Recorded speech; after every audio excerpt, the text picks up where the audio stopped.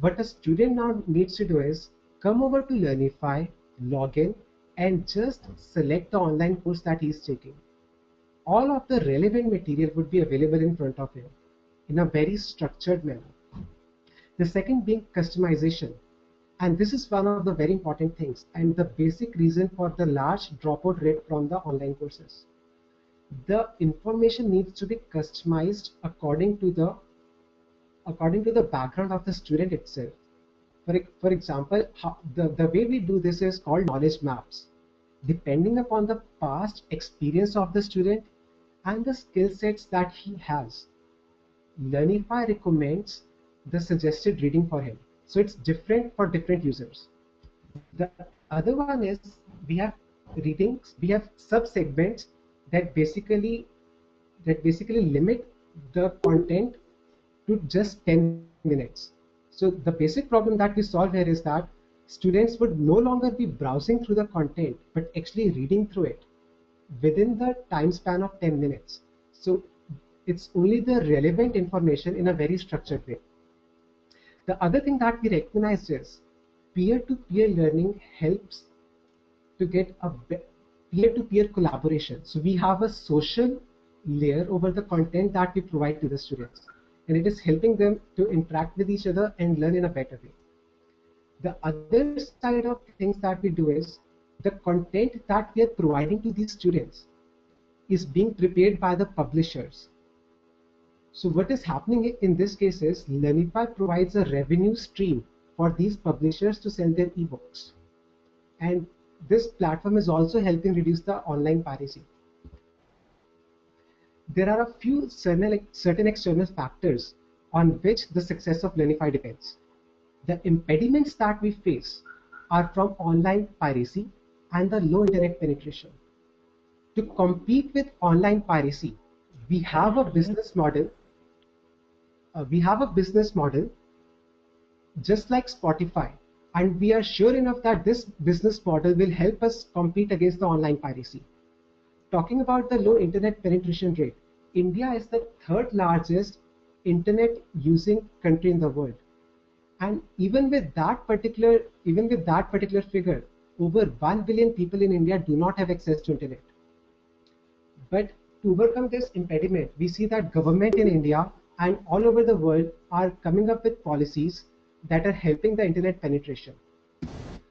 The assets that Learnify has is the government is boosting e-learning, and this is not only happening in India. This is happening all over the world. And to state the other asset that we see is there is an increase in the cost of college education. Although we should not call it an asset, but we see that this is promoting online learning and this is helping students to switch over to online learning, and that is beneficial for Learnify. Learnify is a two-sided platform. On one side of the platform, we have students or the consumers, and on the other side of the platform, we have publishers or the content creators. Talking about the students, for students, Learnify is doing nothing new.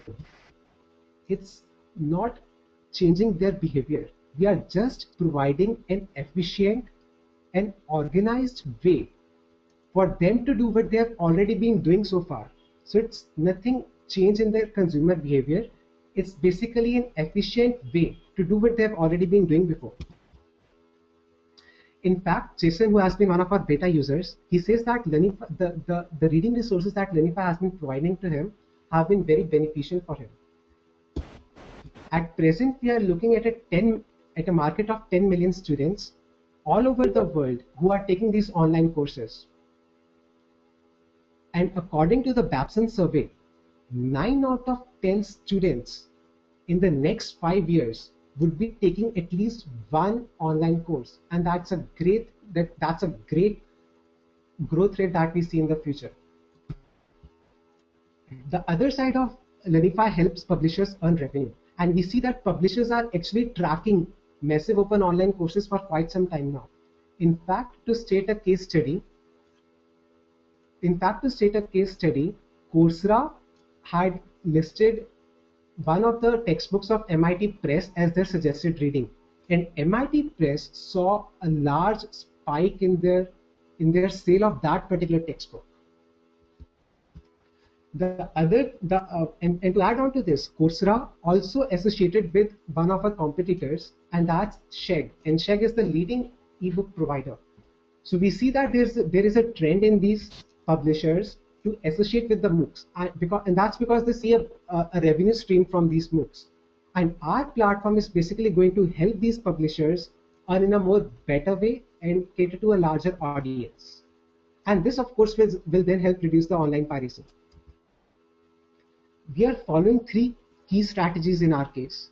The first one is to get the maximum traction on our platform first. So we are providing our beta platform free of cost to all our consumers. And this is just a way to get enough traction onto our platform. Once we have the traction, we would be tying up with the eminent publishers and getting their copyrighted content onto our platform.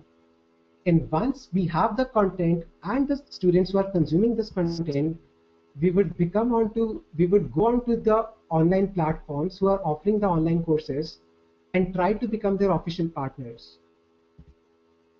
Our value chain begins with the digital content creators that are the publishers. We aggregate all of their content onto our servers, and then we structurize it and customize it according to the need of the online courses and the students. And once we have our product ready, we reach out to our target audience by doing online social media marketing. And once our audience knows about our product, they get to experience a better learning, they get to have a better learning experience. So just like many of the startups, we have a two-phase business model. One is the freemium and the premium model. In case of the freemium model, we would be providing all of the content free of cost for the duration of the online course. This means that most of the online courses have a duration of around 2 months. And for that particular duration, the content would be available free of cost to them, to the students. And once the course is over, if the students need to access that content, they would be required to switch over to the premium model. And other than that, 30% of all of the content from any textbook would be available free of cost to the students. And in the freemium model, we would be generating revenue from advertisements. In premium model, we offer a subscription model. That's the SaaS, which is the trend these days. So we would be offering two kinds of subscriptions. One would be the monthly subscription, and the other would be subscription to the content for a particular MOOC platform. For example, talking about Coursera. So content for all of the courses on Coursera would be available for a subscription.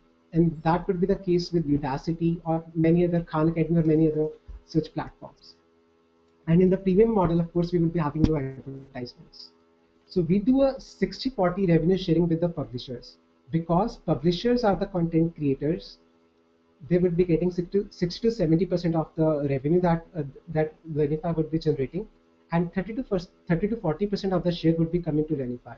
And this is actually the general trend that you would see. Even Amazon does that, and many other online retailers just get the 30% of the total sales that the content is generating. So we launched Learnifi's private beta a couple of weeks back, and we did it for the CS50 course, which is a very popular course, and even President Obama is a student of that particular course. And so this is one of the screenshots of our course of the Learnifi's beta version. And within hours of just releasing the Learnifi's beta launch, Learnifi's beta links, we got over 100 signups, and we had just distributed the link on the Facebook group of the CS50 platform and on the Reddit community. On the Reddit itself, our platform, the link was rated as the top link for that particular day. And apart from that, we approached Pearson India Private Limited, and they are quite willing, although we do not have a draft or an agreement signed as of now, but they are quite willing to license 35 ebooks for our public beta. This cannot be done as of now because we still do not have the requisite technology for the digital rights management. So our private beta would end by December of this year. And once our private beta ends, we are looking forward to raise an investment of $50,000. This investment would be required to hire developers because as of now we just have one developer. And then for cloud servers, because we will be aggregating the content onto all of the content onto our servers. And this is how our burn rate would be. So we plan to do our next round of seed by September 2015. So our team consists of Arpit and myself, and this is one of our pictures when we went to the Pearson office. And we have been guided, we have been very thankful for GSY itself, because we got tremendous support from our mentor, Sundar. And that's how we have been progressing. Other than that, we went on to win the Dell Education Challenge in 2013, and we ended up winning $1,000 as the most promising project. We are also the Microsoft BizSpark startup. So these are the achievements that we have. And just to state it, you can check out our demo at demo.learnify.com, and feel free to revert to me anytime on this email. So this is Learnify. It helps consumers, it helps students discover and consume the best reading resources for all their online courses. Thank you.